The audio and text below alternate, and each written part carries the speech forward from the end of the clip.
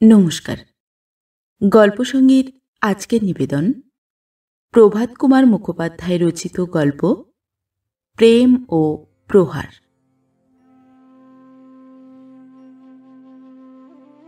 পদ্মা তীরবর্তী রায়গঞ্জ নামা এক পল্লী গ্রামে একটি খড়ে ছাওয়া মৃৎকুটিরের দাওয়ায় বসিয়া একদিন বেলা ৮টার সময় স্বামী স্ত্রীতে নিম্নলিখিত প্রকার দাম্পত্যালাপ হইতেছিল। ভজহরি গোপ মুখ হইতে হুঁকা নামাইয়া চোখ ঘুরাইয়া উচ্চস্বরে বলিল, খবরদার, মুখ সাবলে কথা কোষ, নইলে জুতিয়ে মুখ ছিঁড়ে দেব। মোক্ষদা সুন্দরী স্বর আর এক পর্দা তুলিয়া উত্তর দিল, এস রাগ দেখো পুরুষের, জুতিয়ে মুখ ছিঁড়ে দেবেন? জুতো পাবি কোথা তাই শুনি? বাপের জন্মে জুতো কখনো পায়ে দিয়েছিস রে মিনসে? দন্ত খিচাইয়া মিনসে চিৎকার করিয়া উঠিল, চুপ রাও হারাম জাদি, তুই আমার বাপ তুললি? এত বড় আসপর্দা তোর? মোক্ষদা একটু দূরে সরিয়া বসিয়া বলিল, তুলেছি তুলেছি, ঝাঁটা তুলিনি এই তোর ভাগ্যি। তোল না ঝাঁটা, তোর কগাছা ঝাঁটা আছে আমি দেখি একবার। ঘুঁটে কুড়ুনির বেটিকে বিয়ে করে এনে রাজার হালে রেখেছি, তুই আমায় ঝাঁটা দেখাবি বই কি? নইলে আর কলিকাল বলেছে কেন হায় রে? মোক্ষদা হাত উল্টাইয়া ব্যঙ্গ ভরে বলিল, মরিমা মশারি ছিঁড়ে কি আমার রাজার হালে নেকেছেন গো? আমি নোকের বাড়ি ধান ভেঙে বাসন মেজে উঠোন ঝাঁট দিয়ে যাই দুটো আনি, তাই গুবুর গুবুর চলে। নইলে ওই বাকর কি দিয়ে ভরাতিস বল দেখি? কেটে কেটে গতর আমার জল হয়ে গেল, উনি আমায় নাজার হানে নেকেছেন। যে পুরুষ পয়সা রোজগার করতে জানে না তার অত তেজ কেন? ভজহরি বলিল, না, আমি কি আর পয়সা রোজগার করতে জানি? যত জানিস তুই। আমি গেল বছর শ্যামপুরে বাবুদের বাড়ি খানসামাগিরি করতে যাইনি? আমার খোরাক পোশাক 5 মাইনে হয়নি? তখন কেঁদে কেটে অনর্থ করেছিলি কেন? গো, আমি তোমায় ছেড়ে থাকতে পারবো না, তুমি চাকরি ছেড়ে দিয়ে বাড়ি এসো, যা জুটবে তাই দুজন দুমুঠো খাবো। কে বলেছিল? না, আমি রোজগার করতে জানি না। আমার মতন হুঁশিয়ার খানসামা এই অঞ্চলে কটা আছে শুনি? এ পাড়া গাঁয়ে আমাদের কদর তো কেউ বোঝে না, কাজেই বিষ হারিয়ে ঢোঁড়া হয়ে বসে আছি। বলিয়া ভজহরি কয়েকটান তামাক টানিয়া আবার আরম্ভ করিল, আর তাও বলি, বাড়িতে কি আমি বসেই থাকি? তুই খাটিস আর আমি খাটিনি? তুই দুটো খুঁতকুড়ো যা হয় নিয়ে আসিস বটে, কিন্তু মাছ ধরে না আনলে খেতিস কি দিয়ে বল দেখি? এদিকে মাছ না হলে যে একেবারে খাবি খায়, একটি গেরাস ভাত মুখে ওঠে না। মনে করি খোঁটা দেব না, তা তোর স্বভাবের গুণে দিতে হয়। বলিয়া ভজহরি ভুড়ুক ভুড়ুক করিয়া আবার তামাক টানিতে লাগিল। মোক্ষদা দেওয়ালের কাছে সরিয়া বসিয়া পা দুইটা ছড়াইয়া দিয়া নিজ হাঁটু দুইটিতে সকরুণভাবে হাত বুলাইতে বুলাইতে বলিতে লাগিল, ন্যাকামিন সে ন্যাকামি দেখে আর বাঁচি নে। ভারী খোঁটার কাজ করেছেন কি না? মাছ ধরে আনেন তবেই তো সংসারে সকল দুঃখই ঘুচে গেল। কাল থেকে আমার শরীরটা খারাপ, গায়ে গতরের ব্যথায় মরে যাচ্ছি। বললাম মুখুজ্জেদের বাসন কখানা মেজে নিয়ে আয় তো, তাতে অমনি বাবুর অপমান হলো। হ্যাঁ, আমি পুরুষ মানুষ হয়ে বাসন মাজবো? আমি বললাম যে পয়সা রোজগার করতে পারে না সে আবার পুরুষ মানুষ কিসের? এই তো বলেছি, এতেই অমনি জুতি আমার মুখ ছিঁড়ে দিতে এলেন। এমন লোকের হাতেও আমি পড়েছিলাম মাগো, উঠতে বসতে আমার নাতি ঝাঁটা মারে। বলিয়া মোক্ষদা চোখে অঞ্চল দিয়া কাঁদিতে আরম্ভ করিল। ভজহরি তামাক খাইতে খাইতে স্ত্রীর পানে আর চোখে চাহিতে লাগিল। স্ত্রীর আঁখি জলে তাহার পৌরষ গর্ব টলমল করিতে লাগিল, বুঝিবা ভাসিয়াই যায়। কান্না থামে না দেখিয়া বলিল, বলি অত কান্না হচ্ছে কিসের জন্যে? তোকে মারিও নি কিছুই না, দুটো মুখের কথা বলেছি বই তো নয়। যাচ্ছি না হয়, বাসনগুলো মেজে দিয়ে আসছি, আর কাঁদতে হবে না, ওঠ। হুঁকা দ্বারের কোণে ঠেকাইয়া রাখিয়া ভজহরি কাছে গিয়া স্ত্রীর মুখ হইতে তাহার হস্ত ও অঞ্চল অপসারিত করিয়া লইয়া নিজ কোঁচার খুঁটে তাহার চক্ষু মুছাইয়া দিল। মিষ্ট কথায় তাহাকে সান্ত্বনা করিয়া মুখুজ্জে বাড়ি যাইবার জন্য প্রস্তুত হইল। মোক্ষদা তখন বলিল, থাক, তোমার আর যেতে হবে না, আমি গিয়ে বাসন কারখানা মেজে দিয়ে আসছি। যতক্ষণ শরীরে শক্তি আছে ততক্ষণ করি, তারপর যা হয় হবে। ভজহরি বলিল, তোর গায়ে গতরে ব্যথা, নাইবা গেলি তুই, আমি যাচ্ছি। তুই এই রোদ্দুরে পিঠ দিয়ে একটু শুয়ে থাক। বাসন মেজে দিয়ে গিন্নিমার কাছ থেকে আমি বরঞ্চ একটু তারপিন তেল চেয়ে আনবো, তোকে বেশ করে মালিশ করে দেব, ব্যথাটা অনেক কমবে তাহলে।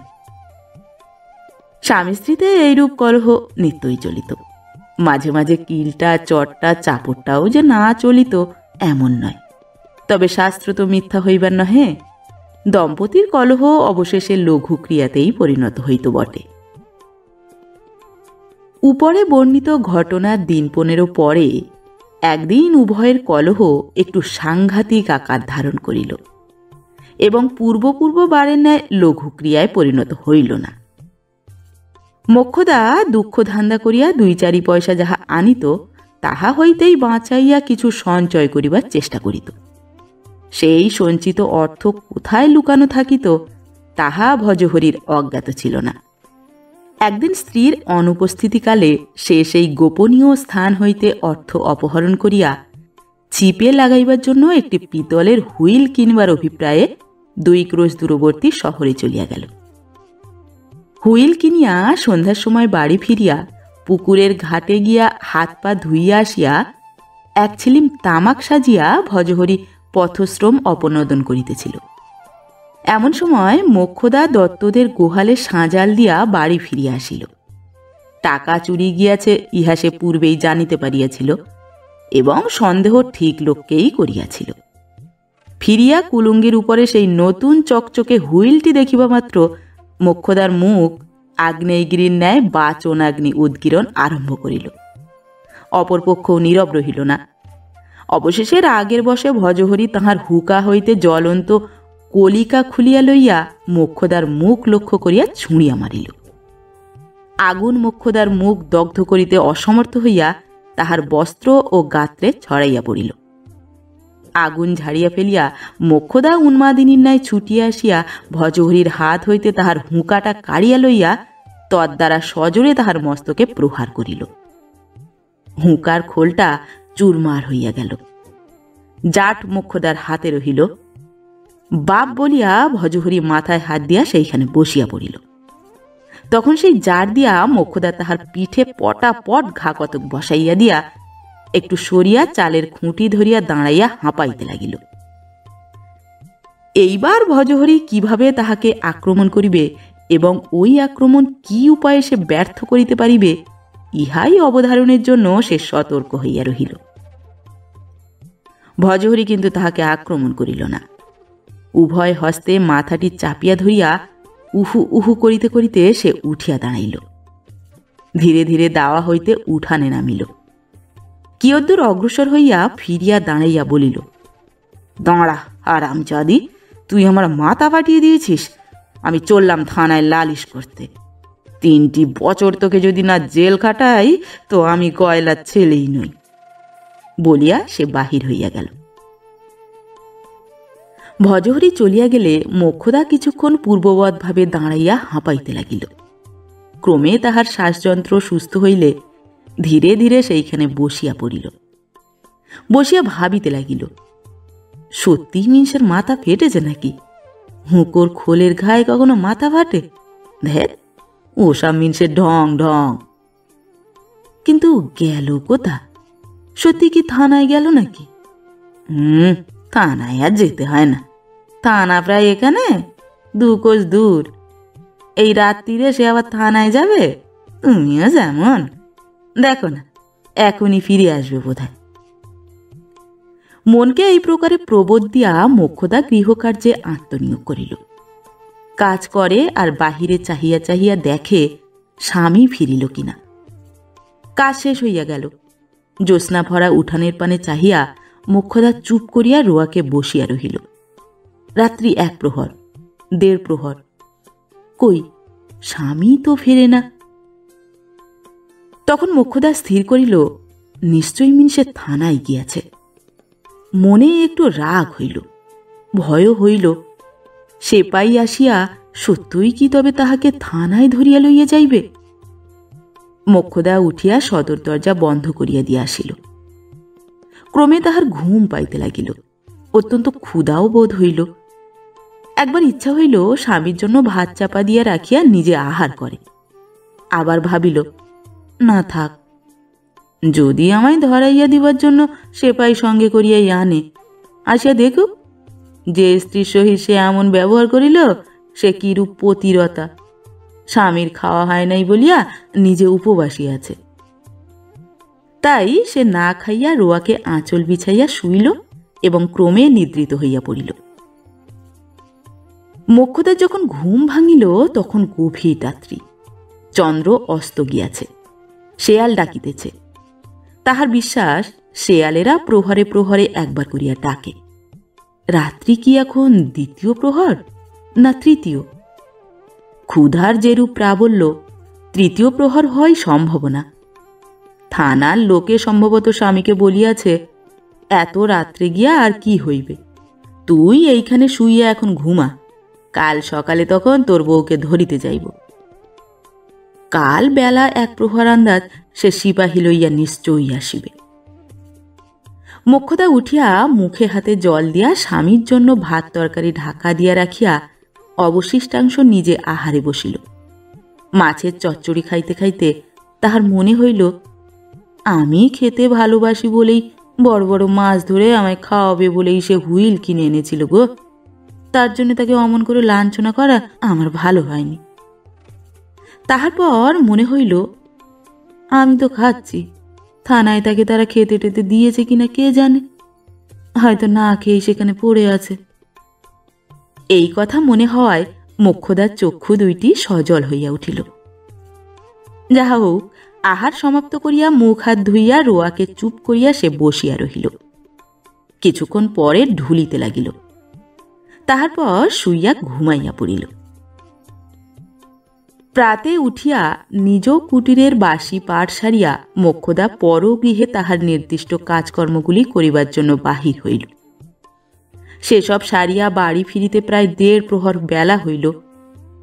আসিবার সময় তাহার মনটা কেমন ভয় ভয় করিতেছিল। খুব সম্ভব বাড়ি গিয়া দেখিবে যে সিপাহী সহ স্বামী ফিরিয়া আসিয়া তাহার অপেক্ষায় বসিয়া আছে। তাই বাড়িতে সহসা প্রবেশ না করিয়া দরজার ফাঁক দিয়া উঁকি দিয়া দেখিল, কই উঠানে বা রোয়াকে কেহই তো নাই। মনিব বাড়ি হইতে মোক্ষদা 2টি বেগুন আনিয়াছিল। ঘর খুলিয়া সে 2টি যথাস্থানে রাখিয়া দিল। অন্যদিন এই সময় সে উনান ধরাইয়া রন্ধন কার্যে ব্যাপৃত হয়। আজ আর রাঁধিবার জন্য তাহার কোনো ব্যস্ততা দেখা গেল না। আমি ওর জন্য রেঁধে বেড়ে রাখি, আর উনি সেবাই এনে আমায় ধরিয়ে দিয়ে আরাম করে ভাত খেতে বসুন। হ্যাঁ, রাঁধবে না আর কিছু, অত সুখে আর কাজ নেই। সুতরাং মোক্ষদা উনান ধরাইল না। বেলা ক্রমে 2 প্রহর হইল, 2.5 প্রহর হইল। না স্বামী না সেপাই, কই কেহই তো আসে না। এখন মোক্ষদার মনে হইল, তবে কি সে থানায় যায় নাই? থানায় যদি না গেল তবে গেল কোথায়? বিভাগী হইয়া কোনো দিকে চলিয়া গেল নাকি? যদি আর ফিরিয়া না আসে। এইসব ভাবনা চিন্তায় দিবা অবসান হইল। এতক্ষণ পর্যন্ত মোক্ষদা কিছুই খায় নাই। স্বামীর জন্য গত রাত্রে যে ভাত ঢাকা দিয়া রাখিয়াছিল তাহাই বাহির করিয়া খাইতে বসিল। ভাবিল, স্বামী যদি আসে তাহাকে 4টি গরম ভাত রাঁধিয়া দিবে। ভাত রাঁধিতে হইল না, স্বামী ফিরিল না। কাঁদিয়া কাটিয়া মোক্ষদা শেষে ঘুমাইয়া পড়িল। পরদিন প্রাতে উঠিয়া মোক্ষদা ভাবিল, না, এ কোনো কাজের কথা নয়। থানায় গিয়ে খবর নিতে হচ্ছে, সেখানে সে আমার নামে নালিশ করতে গিয়েছিল কিনা। তখনই ঘরদ্বার বন্ধ করিয়া কিছু পয়সা আঁচলে বাঁধিয়া থানা অভিমুখে যাত্রা করিল। থানায় গিয়া শুনিল, কোনো গ্রামের কোনো গোয়ালা সে পর্যন্ত নিজ স্ত্রীর নামে নালিশ করিতে আসে নাই। মোক্ষদা কাতর স্বরে বলিল, তবে দারোগা বাবু, আমার স্বামী গেল কোথায়? কবে এবং কি অবস্থায় তাহার স্বামী অন্তর্ধান করিয়াছে সমস্ত মোক্ষদার মুখে শুনিয়া দারোগাবাবু হুকুম দিলেন, ওরে, সেই কাপড়ের পুঁটুলিটা মালখানা থেকে বের করতো। পুঁটুলি খোলা হইলে দারোগা জিজ্ঞাসা করিলেন, এ ধুতি এ গামছা তুই চিনিস? মোক্ষদা শঙ্কিত হইয়া বলিল, এ তো তারই ধুতি তারই গামছা, তবে সে কোথায় গেল দারোগা মশাই? দারোগা জানাইলেন, গতকাল প্রাতে একজন মাঝি আসিয়া এই ধুতি গামছা দিয়া গিয়াছে এবং এজাহার করিয়াছে যে রায়গঞ্জের ঘাটে নৌকা বাঁধিয়া সে রান্নার জোগাড় করিতেছিল। রাত্রি যখন আন্দাজ 1 প্রহর, তখন সে দেখিতে পাইল কালো মতো লম্বা মতো একটা লোক তীরে আসিয়া এই ধুতি গামছা ছাড়িয়া রাখিয়া জলে ঝাঁপাইয়া পড়িল। লোকটা হয়তো আত্মহত্যা করিবার জন্যই ওরূপ করিয়াছে, ইহা বিবেচনা করিয়া মাঝি নৌকা খুলিয়া জলে জলে তাহার অনেক অনুসন্ধান করিল, কিন্তু কোথাও তাহাকে ভাসিয়া উঠিতে দেখিল না। তখন সেই ধুতি গামছা সে নৌকায় তুলিয়া রাখিয়াছিল। ইহা শুনিয়া মোক্ষদা মূর্ছিত হইয়া পড়িয়া গেল। দারোগাবাবু অনেক যত্নে ও চেষ্টায় তাহার চৈতন্য সম্পাদন করাইয়া মৃতকের নাম ধাম, বয়স, পেশা, আত্মহত্যা করিবার কারণ প্রভৃতি জানিয়া লইয়া তাহার ডায়েরিভুক্ত করিয়া মোক্ষদাকে গৃহে ফিরিয়া যাইতে উপদেশ দিলেন। কোনো মতে স্বামী শ্রাদ্ধশান্তি সারিয়া মোক্ষদা সেই ভগ্ন কুটিরেই বাস করিতে লাগিল। কোনো কাজকর্ম করিতে ইচ্ছা হয় না, কেবল বসিয়া বসিয়া কাঁদিতে ইচ্ছা হয়, কিন্তু পেট বড় শত্রু। আবার দুঃখ ধান্দা করিতে মোক্ষদাকে বাহির হইতে হইল। মাথায় গায়ে সে আর তেল মাখে না, রুক্ষ স্নান করে, দিনান্তে 1 মুঠা চাউল সিদ্ধ করিয়া খায়। খাইয়া নিজ কুটিরে দ্বার বন্ধ করিয়া শুইয়া শুইয়া কেবল কাঁদে। এখন কাঁদিয়াই তাহার সুখ। কিন্তু গ্রামের দুষ্ট লোকে তাহার এ সুখেও বাদশা দিল। মোক্ষদার বয়স এখনো 30 বৎসরের নিম্নেই, একাকিনী বাস করে। অনেক রাত্রে বদ লোকে আসিয়া তাহার দ্বারে মৃদু মৃদু করাঘাত এবং স্তুতি মিনতি আরম্ভ করিল। নিতান্ত অতিষ্ঠ হইলে মোক্ষদা ঝাঁটা হস্তে বাহির হইত, তথাপি শান্তি নাই। ক্রমে সে উদ্ব্যস্ত হইয়া উঠিল। এমন সময় একদিন ওপাড়ার কামারদের বিধবা বউ নিস্তারিণী কলিকাতা হইতে গ্রামে ফিরিয়া আসিল। সে কলিকাতায় কোন বাবুদের বাড়ি ঝিগিরি চাকুরি করে। বোনপোর বিবাহ উপলক্ষে 1 মাসের ছুটি লইয়া বাড়ি আসিয়াছে। তাহার কাছে কলিকাতা সব খবর শুনিয়া মোক্ষদার মনে হইল বদ লোকের হাত হইতে নিষ্কৃতি লাভের এখন একমাত্র উপায় কলিকাতায় চলিয়া যাওয়া। নিস্তারিণী তাহাকে ভরসা দিল একটি ভালো গৃহস্থ দেখিয়া সেখানে মোক্ষদাকে নিযুক্ত করিয়া দিবে।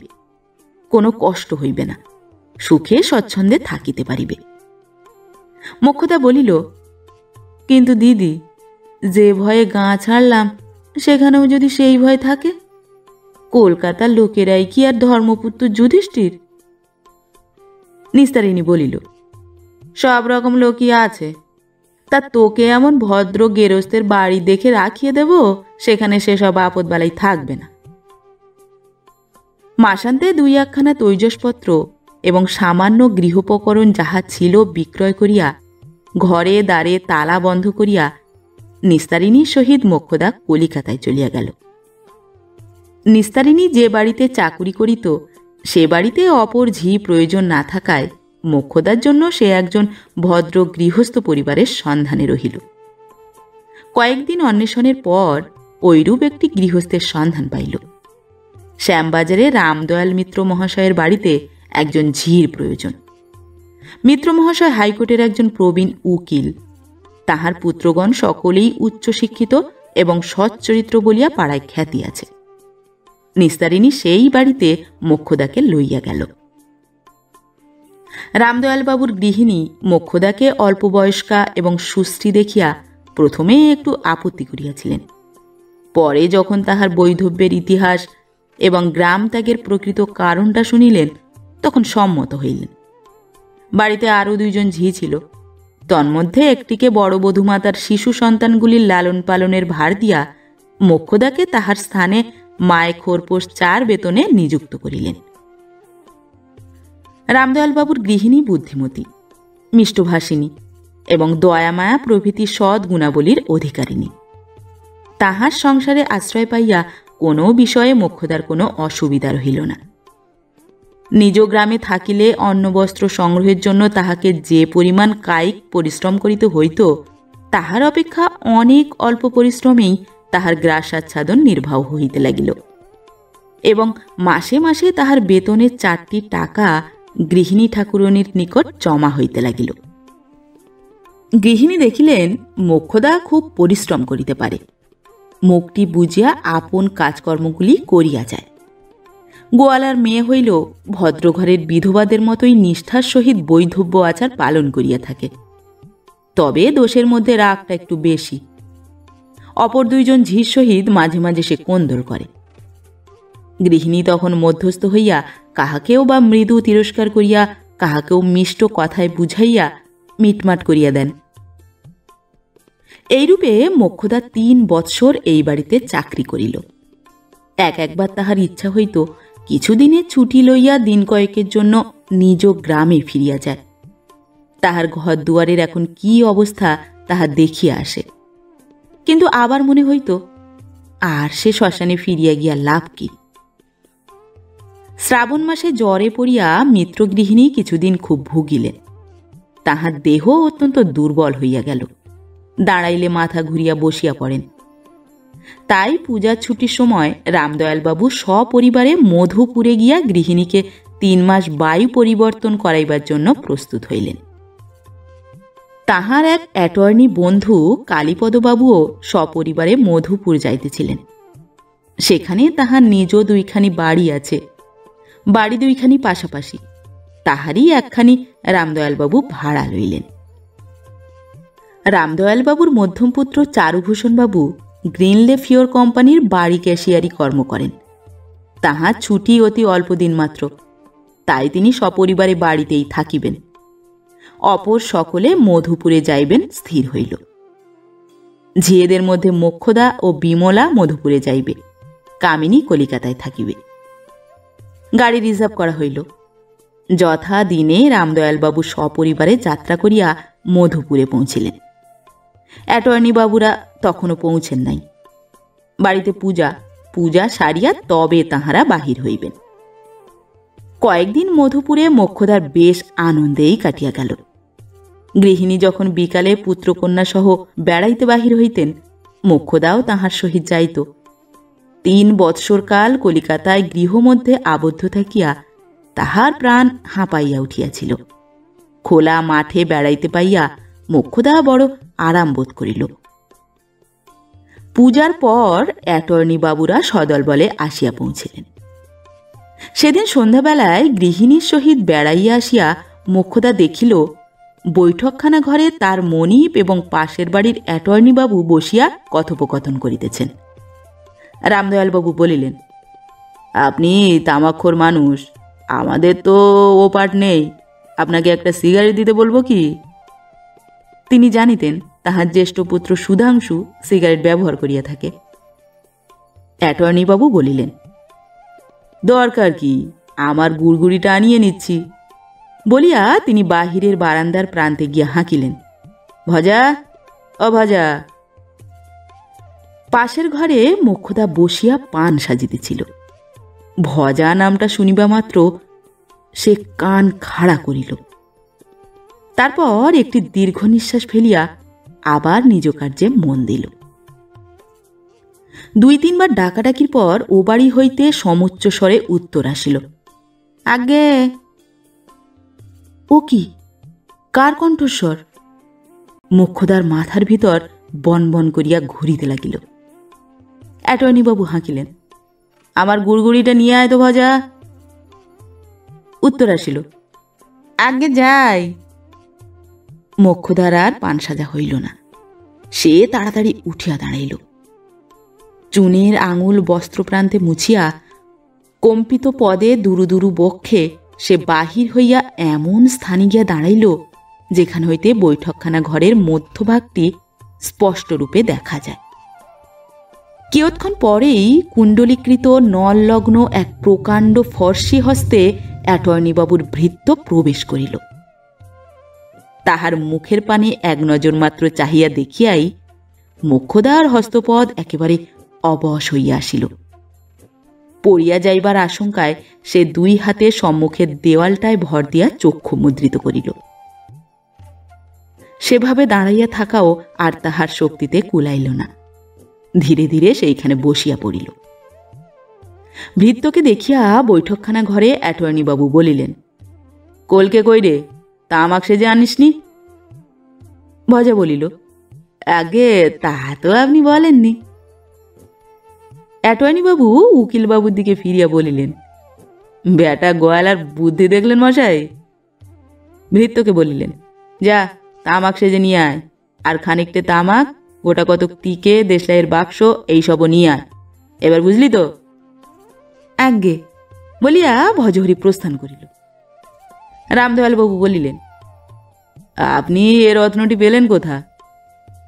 অ্যাটর্নিবাবু বলিলেন, সে মশাই এক মস্ত ইতিহাস, উপন্যাস বললেও চলে। কিরকম?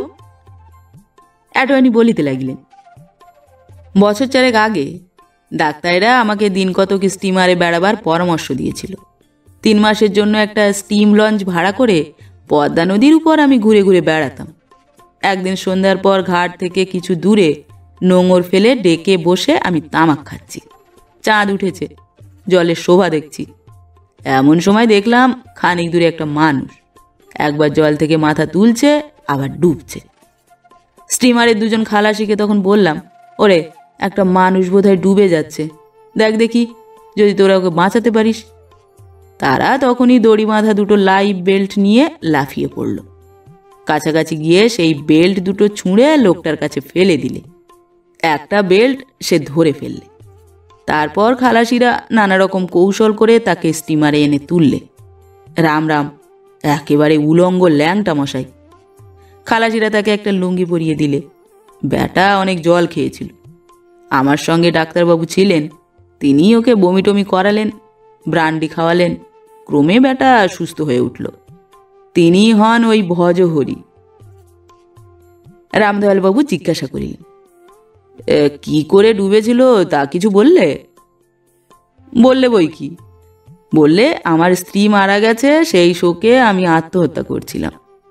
কাপড় কি হলো জিজ্ঞাসা করায় বললে, কাপড় গামছা ডাঙায় রেখে আমি জলে ঝাঁপ দিয়েছিলাম। ভাবলাম আমি তো মরছি, ধুতিখানা গামছাটা এখানেই ফেলে রাখি, কোনো গরিবে কুড়িয়ে পেয়ে পড়ে বাঁচবে। রামদয়ালবাবু বলিলেন, অদ্ভুত। অ্যাটর্নিবাবু বলিলেন, অদ্ভুত বই কি, আমি ভাবলাম একাধারে এত পত্নী প্রেম আর এত বিশ্বপ্রেম তো দেখা যায় না, একে হাতছাড়া করা যাবে না। চাকর স্বরূপ স্টিমারেই ওকে রাখলাম। মাসখানেক পরে কলকাতায় ফিরে এলাম। তারপর ওর আমি বিয়ে দেবার চেষ্টা করেছি। বলেছি টাকা দিচ্ছি, দেশে গিয়ে আবার বিয়ে থাওয়া করে আয়। তা বেটা কিছুতেই রাজি হয় না। বলে, যার মুখে আগুন দিয়েছি তাকে যে ভুলতে পারিনি হুজুর, বিয়ে আর আমি করব না। রামদয়ালবাবু বলিলেন, আশ্চর্য মানুষ তো। হ্যাঁ, আশ্চর্য বই কি। মোক্ষদা পূর্বস্থানেই ছিল, কিন্তু এ সকল কথাবার্তার একটি বর্ণও সে শুনিতে পায় নাই। মৃত স্বামীকে জীবিত মূর্তিতে দেখিয়াই সে মূর্ছিত হইয়া পড়িয়াছিল। মোক্ষদার সহিত ভজহরির গোপনে দেখা সাক্ষাৎ হইয়াছে, কিন্তু কোনো পক্ষের মনিব পরিবারকে এ পর্যন্ত কিছুই জানানো হয় নাই। মোক্ষদার ভারী লজ্জা করে। ছি, এতদিন বিধবার মতো থাকিয়া কেমন করিয়া বলিবে ও বাড়ির ওই ভজা আমার স্বামী? লোকে যদি অবিশ্বাস করে, তখন সাক্ষী প্রমাণ কোথায় পাইবে? ভজও তাহার মনিবকে বলিতে সাহস করে না। তিনি শুনিলেও হয়তো বিশ্বাসই করিবেন না। হয়তো ভাবিবেন ও বাড়ির ওই সুশ্রী ঝিটার উপর তাহার লোভ পড়াতে ছুঁড়িকে রাজি করিয়া এই মিথ্যা দাবি উপস্থিত করিয়াছে এবং জুতিয়ে হাড় ভেঙে দেবেন। এখন আর মোক্ষদা গৃহিণীর সহিত বিকালে বেড়াইতে যায় না। উভয় বাটির লোকে বেড়াইতে বাহির হইলে সে স্বামীর সহিত নিভৃতে সাক্ষাতের সুযোগ অন্বেষণ করে এবং মাঝে মাঝে সে সুযোগ পাইয়াও থাকে। উভয় বাটির বাগানের সীমানার পশ্চাৎভাগে একটা মস্ত কামিনী ফুলের ঝাড় আছে। তাহার আড়ালে বসিয়া উভয়ে প্রায়ই কিছুক্ষণের জন্য কথাবার্তা কহে। প্রথম দিন মোক্ষদা জিজ্ঞাসা করিয়াছিল, হ্যাঁ রে, তুই এমন কাজ কেন করতে গিয়েছিলি বল দেখি? ভজা বলিয়াছিল, থানায় যাচ্ছি বলে তোকে শাসিয়ে সেই যে বাড়ি থেকে বেরুলুম, বুঝলি মুখী। খানিক দূরে গিয়ে ভাবলাম তুই হলি আমার আপন স্ত্রী, তোকে জেলে দেওয়াটা তো ভালো হবে না, লোকে শুনলে বলবে কি, গায়ে থুতু দেবে যে। তার চেয়ে বরং অন্য রকমে তোকে জব্দ করাই ভালো। মাছ খেতে তুই বড্ড ভালোবাসিস, মাছ না পেলে ফড়ফড়িয়ে মরিস, তাই ভাবলাম দাঁড়া তোকে জব্দ করছি, তোকে বিধবা করে তোর মাছ খাওয়া বন্ধ করছি। এই ভেবেই ধুতি গামছা ডাঙায় ছেড়ে রেখে পদ্মায় গিয়ে ঝাঁপ দিয়েছিলাম। ধুতি গামছা ডাঙায় ছেড়ে রেখে দিয়েছিলি কেন? গায়েরই ঘাট তো, সেই ধুতি গামছা ওখানে দেখে কেউ না কেউ চিনতে পারবে। আমার নাশ যদি ভেসে নাও ওঠে তাহলেও বোঝা যাবে যে জলে ডুবে আমি আত্মহত্যা করেছি, তবে তো তোর মাছ খাওয়া বন্ধ হবে। মোক্ষদা বলিল, তোর কি বুদ্ধি রে! আচ্ছা, যখন দেখলি যে বেঁচে আছিস তখন বাড়ি এলি না কেন? চাকরি করছিলাম যে, ভেবেছিলাম মাস কতক চাকরি করে কিছু টাকা জমিয়ে গিয়ে দেখিয়ে দেব আমি রোজগার করতে পারি কিনা। দেশে গিয়ে শুনলাম তুইও কলকাতায় এসেছিস চাকরি করতে। সেই অবধি কত জায়গায় যে তোকে খুঁজেছি তার ঠিক নেই। কারু বাড়ির ঝিকে পথে ঘাটে দেখলি অমনি তার পিছু নিয়েছি। জিজ্ঞাসা করেছি, হ্যাঁ গা, রায়গঞ্জের মোক্ষদা গয়লানি কোথায় ঝিগিরি চাকরি করে জানো কি? কেউ বলতে পারেনি।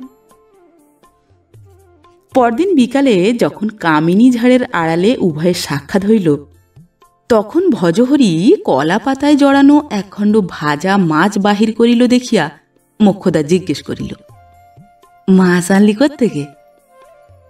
ভজহরি বলিল, আজ 4 বছর তুই মাছ খেতে পাসনি, আহা তোর কত কষ্ট হয়েছে, তাই তোর জন্য এনেছি। কোথা পেলি? বামুন ঠাকুর আজ ভাতের সঙ্গে আমায় যে মাছ দিয়েছিল সেই মাছ আমি খাইনি, তোর জন্য নুকিয়ে রেখেছিলাম, নে খা। অল্প দূরেই একটা খাল ছিল। মোক্ষদা 4 বৎসর পরে স্বামীর প্রসাদ ভক্ষণ করিয়া সেই খালের জলে হাত মুখ ধুইয়া আসিয়া আবার গল্প করিতে বসিল। প্রায় প্রতিদিনই উভয়ের এইরূপ সাক্ষাৎ হইতে লাগিল। প্রথম প্রথম 2-4 মিনিটের অধিক উভয়ে একত্র থাকিত না, ক্রমে সাহস বাড়িয়া গেল। অন্ধকার হইয়া যাওয়ার পরও বসিয়া থাকিত। উভয়ের বিরহাবস্থার সম্পূর্ণ বর্ণনা পরস্পরের নিকট তাহারা করিয়াছে। ক্রমে তাহাদের পরামর্শ হইয়াছে যে এখন বিদেশে বিদায় চাহিলে তাহা মঞ্জুর হইবে না। মাস 2 পরে কলিকাতায় ফিরিয়া উভয়ে কর্ম ত্যাগ করিয়া দেশে চলিয়া যাইবে এবং উভয়ের সঞ্চিত অর্থে গুটি কয়েক গাভী কিনিয়া বাড়িতে বসিয়া জাতি ব্যবসার আরম্ভ করিবে। প্রথম সাক্ষাতের 10-12 দিন পরে একদিন যথা নিয়মে যথাস্থানে দুইজনে মিলিত হইল। কলিকাতা হইতে ভজার মনিবের ইলিশ মাছ আসিয়াছিল। বামুন ঠাকুরের খোসামত করিয়া বেশ বড় একখানা পেটির মাছ সেদিন ভজা সংগ্রহ করিয়া রাখিয়াছিল। সেই মাছ বাহির করিয়া বলিল, খাসা মাছ রে, যখন ভাজছিল গন্ধে বাড়ি মাত করে দিয়েছিল। কত বড় পেটিখানা তোর জন্য এনেছি, দেখ দেখ, আজ আমার স্বাদ হয়েছে, আমি হাতে করে তোকে খাইয়ে দেব, কাছে সরে আয়, হা কর। মোক্ষদা হাসিয়া স্বামীর কাছটি ঘেঁষিয়া বসিল। ভজা আদর করিয়া বাম হস্তে স্ত্রীর গলাটি জড়াইয়া ধরিয়া তাহাকে মাছ খাওয়াইতে লাগিল। কিন্তু এ দাম্পত্য লীলায় সহসা বাধা পড়িল। পশ্চাৎ দেশে কাহার প্রচণ্ড পদাঘাতে ভজহরি হুমড়ি খাইয়া বিপুল বেগে মোক্ষদার গায়ের উপর পড়িয়া উভয়েই ধরাশায়ী হইল। চমক ভাঙিলে উভয়ের চোখ চাহিয়া দেখিল অ্যাটর্নি বাবুর জ্যেষ্ঠ পুত্র বীরেন্দ্রবাবু বীর বিক্রমে রক্তনেত্রে চাহিয়া আছেন। তাহাকে দেখিবা মাত্র মোক্ষদা এঁটো মুখে ঘোমটা টানিয়া উঠিয়া দাঁড়াইল এবং অবিলম্বে সেখান হইতে পলায়ন করিল। ভজহরিও কষ্টে সৃষ্টে উঠিয়া দাঁড়াইল।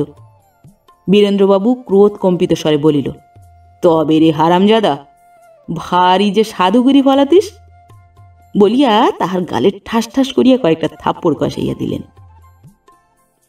ভজহরি হস্তধারা সে প্রহার রোধ করিতে চেষ্টা করিতে করিতে বলিতে লাগিল, হুজুর মারেন কেন? ও যে আমার স্ত্রী, আপন বিয়ে করা স্ত্রী হুজুর।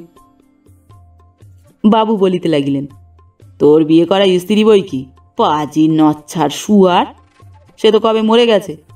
ও ছুঁইটাকে আমি কি চিনি না মনে করেছিস? ও তো উকিলবাবুর ঝি, বিধবা মানুষ। আর বদমাইশির জায়গা পেলি নে, হতভাগা গাধা। কদিন থেকেই আমার সন্দেহ হয়েছে।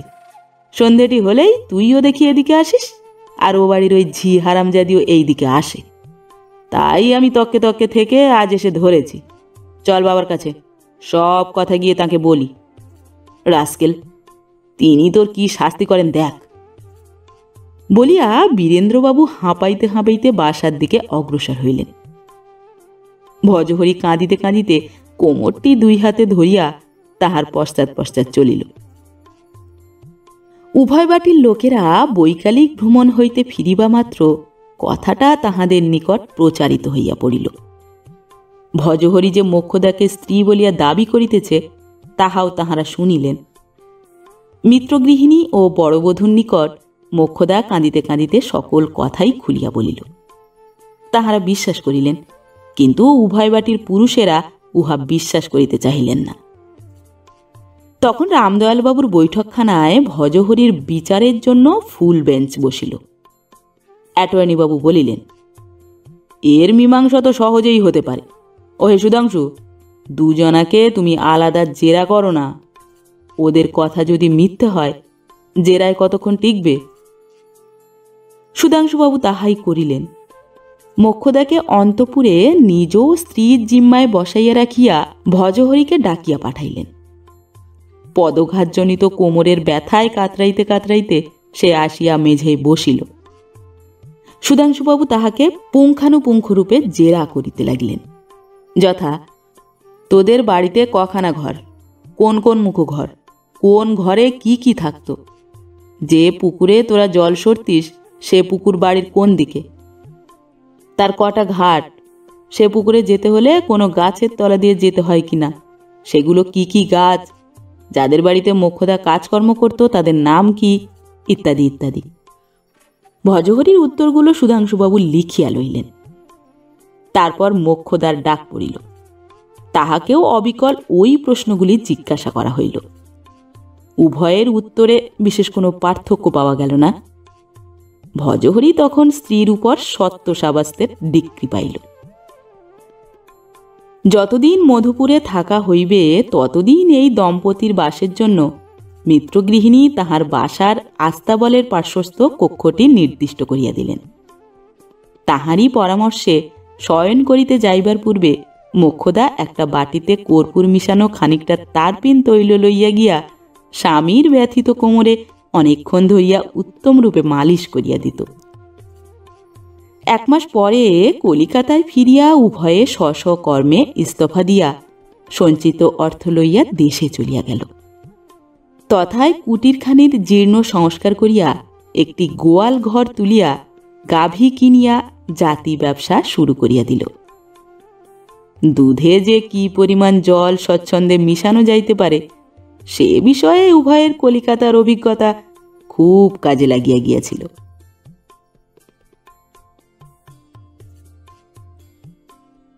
নমস্কার। পরবর্তী গল্প নিয়ে খুব শিগগির ফিরে আসছি। ততক্ষণ সবাই ভালো থাকবেন, সুস্থ থাকবেন। গল্প পাঠ ভালো লেগে থাকলে গল্পটিতে একটি লাইক করবেন এবং ভিন্ন ভিন্ন স্বাদের অডিও স্টোরি শোনার জন্য অবশ্যই চ্যানেলটি সাবস্ক্রাইব করবেন। ধন্যবাদ।